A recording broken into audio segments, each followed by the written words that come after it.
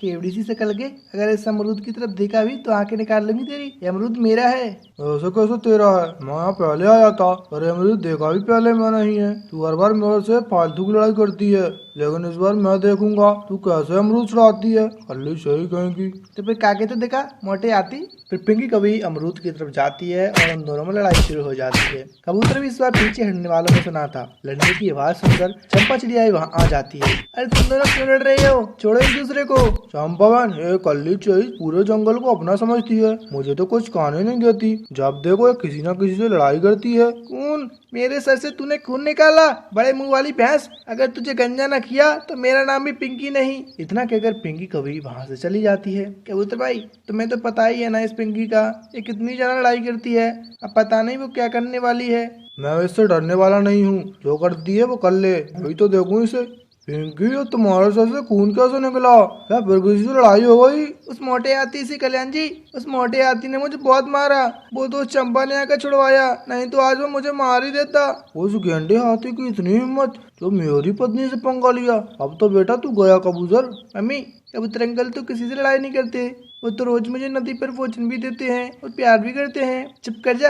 कैसे इस गेंडे हाथी की साइड ले रहा है? कल्याण जी अब तो कुछ करना ही पड़ेगा, नहीं तो वो समझेगा हम डर गए हैं उससे।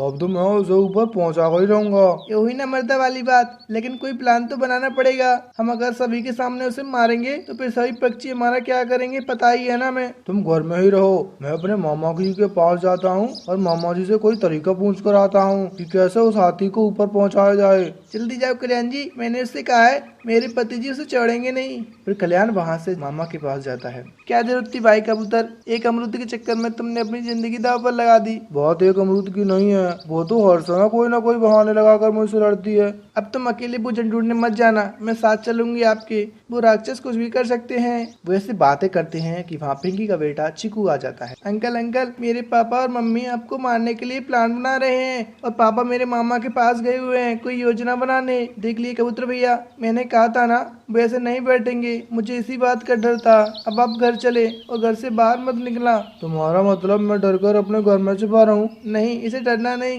दिमाग से काम लेना कहते हैं। अब जाओ। चीकू बेटा, मैंने कुछ नहीं कहा तुम्हारी मम्मी को, बस वो एक अमरूद के लिए मुझसे लड़ पड़ी और अब ना जाने क्या क्या प्लान तैयार कर रही है। अंकल मैंने मम्मा से कहा आप बहुत अच्छे हैं, फिर मम्मा और पापा मुझे डांटने लगे। मामा जी, तो आपको अब कुछ तो करना होगा, वो कुछ जाना ही कर रहा है। कौन और किसका क्या करना होगा?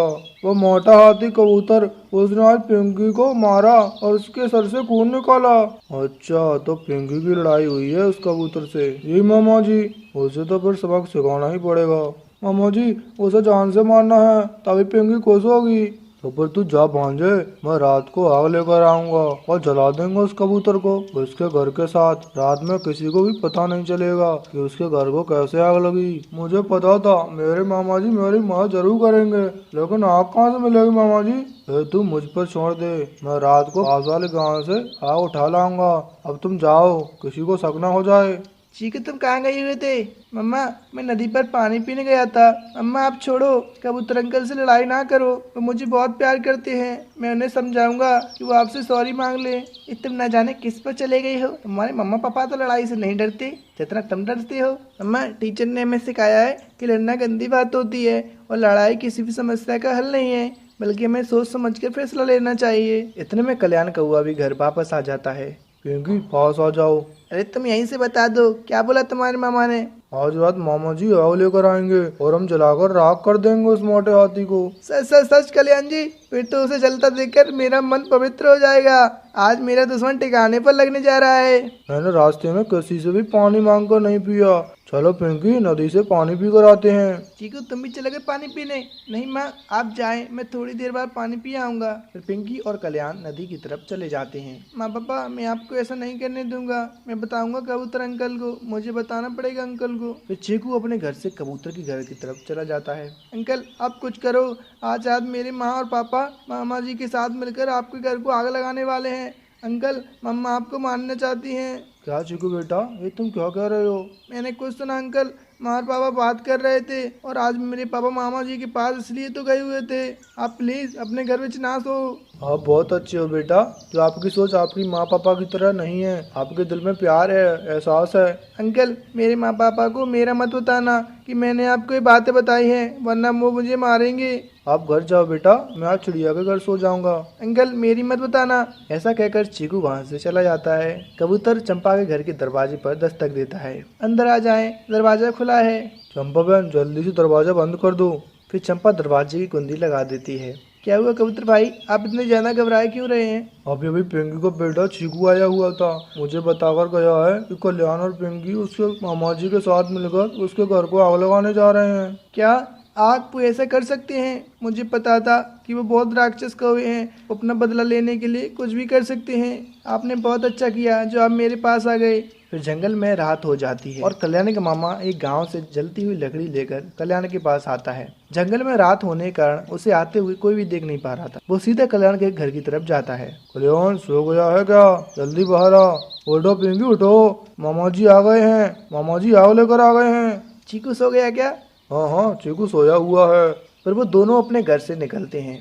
जल्दी बताओ कहाँ है उस कबूतर का घर? जब वो आग लेकर कबूतर घर की तरफ जाते हैं तो एक आग की चिंगारी उन कौवों के खुद ही घर पर ही गिर जाती है और उन्हें पता ही नहीं चलता। मामा जी जल्दी से आग लगाओ, यही है उस गेंडे हाथी का घर।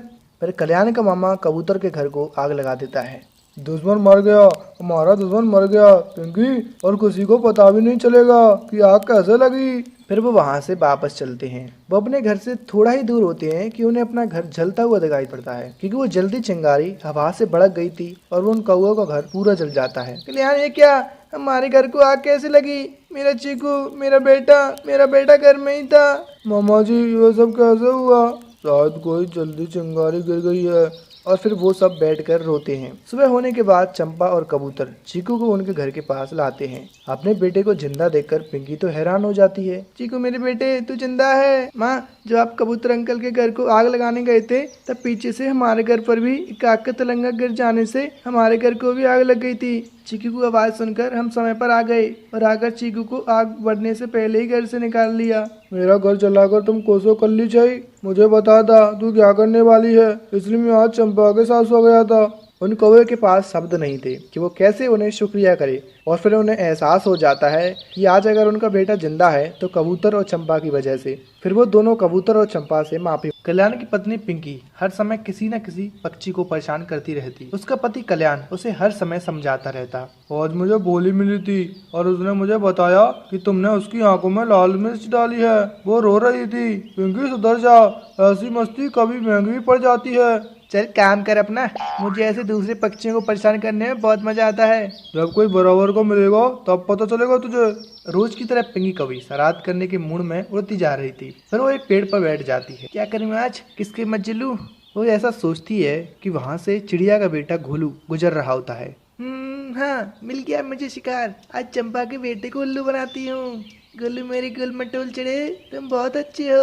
मेरा दिल कह रहा है मैं तुमसे दोस्ती करूं। क्या मैं सच में इतना सुंदर हूँ? तो क्या कोई और पक्षी तो मुझे अच्छा ही नहीं लगता, बस तुम ही हो जो मुझे अच्छी लगती हो। आज रात को मेरे घर आना, मैं अपने गोलू को जूस पिलाऊंगी, वो भी नारियल वाला। नारियल पानी तो मुझे बहुत ही ज्यादा पसंद है। मेरी मम्मी मेरे लिए आज बहुत सारे नारियल लाई थी, रात को जल्दी आ जाना।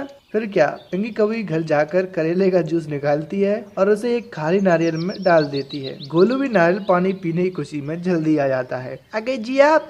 पिंकी नारियल पानी कहाँ है? मैंने सुबह से पानी भी नहीं पिया नारियल पानी के चक्कर में, जल्दी दो मुझे नारियल पानी। ले ले गोलू, मैंने अपने गोलू भाई के लिए नारियल पानी तैयार करके रखा है। गोलू तुरंत वो नारियल उठाता है और एक बड़ा घूंट लेता है। छी, ये क्या है? कल्ली चाहिए, तूने अच्छा नहीं किया, मुझे नारियल पानी के नाम पर करेले का पानी पिला रही है। उल्लू बनाया बड़ा मजा आया, उल्लू बनाया बड़ा मजा आया। कभी आईने में थोपड़ा देखा है? नारियल पानी पिएगा ये, चलने का ले यहाँ से, मैं पिलाऊं तुझे नारियल पानी। कोलू रोता रोता वहाँ से चला जाता है। बेटा तुम क्यों रो रहे हो? माँ, उस कल्ली चेन ने मुझे नारियल पानी की जगह करेले का पानी पिलाया। मेरे पेट में बहुत जलन हो रही है। बेटा तुझे तो पता है पिंकी की बच्ची हमें हर समय पागल बनाने पर ही रहती है, फिर तू कैसे उसके झांसे में फंस गया बेटा? वो दोनों ऐसे बातें करते हैं। दूसरे दिन चंपा नदी पर बैठकर खीर बना रही थी। उड़ते उड़ते पिंकी भी उसी दिशा में आती है। खीर खाएगी चंपा? वो भी अकेले अकेले? रख मैं खिलाऊं तुझे खीर। फिर पिंकी चंपा की कढ़ाई में ऊपर से जाकर पोटी कर देती है। ये तूने क्या कर दिया कल्ली चाहिए? अब खाओ, अब दुगना मजा आएगा। ऐसा कहकर पिंकी वहाँ से भाग जाती है और चंपा रोती की रोती रह जाती है। बहन जी, मुझे ऐसी गिलोल दो जो दूर तक मार सके। इस गिलोल की रबड़ बहुत ही जबरदस्त है और ये निशाना भी सीधा लगाती है। अब देखूंगा मैं कैसे वो कल्ली चाहिए मुझे परेशान करती है। कबूतर एक पिज्जा की दुकान पर जाता है और एक पिज्जा लेता है और एक पेड़ पर बैठकर खाने लगता है। ये तो पिज्जा की खुशबू है, आज तो मजा आ गया। कोई मेरे पास में ही पिज्जा खा रहा है, मैं खिलाऊंगी इसे पिज्जा। ये सोचकर पिंकी खुशबू के पीछे पीछे जाती है और सीधे जाकर कबूतर से पिज्जा छीनकर भाग जाती है। कबूतर पूरी तैयारी में था। वो अपनी गिलोल से पिंकी पर पत्थर मारता है। हाय मर गई, हाय मर गई। ये क्या मार रहा है रे तू? अरे रुक जा बड़ी मुंह वाली भैंस। पिंकी गिर जाती है। कबूतर पिंकी के पास आकर पिंकी की पूंछ पर गिलोल से पत्थर मारता है। आय मेरी पूंछ, आय मेरी पूंछ टूट गई। अरे यार एक बार माफ कर दे, फिर नहीं करूंगी ऐसा। खा बेटा खा, मेरा पिज्जा खा, मेरे पास तेरा इलाज है। ऐसा कहकर कबूतर अपनी गिलोल चलाता है। आय मैं मर गई, ओ मेरी मैयारी। शोर सुनकर और पक्षी भी आ जाते हैं। क्या हुआ कबूतर भाई, क्यों पिंकी को मार रहे हो? मेरा पिज्जा छीन लिया इस कल्ली चाहिए ने। चंपा बस एक बार रोक ले इस भैंस को, फिर ऐसा नहीं करूंगी। मुझे भैंस बोलती है। कबूतर फिर से उसकी पूंछ पर पत्थर मारता है और सभी पक्षी हंसने लग जाते हैं। दोस्तों अगर आपको ये कहानी पसंद आई हो तो इस वीडियो को लाइक कर दें और हमारे चैनल को भी सब्सक्राइब जरूर कर दें। धन्यवाद।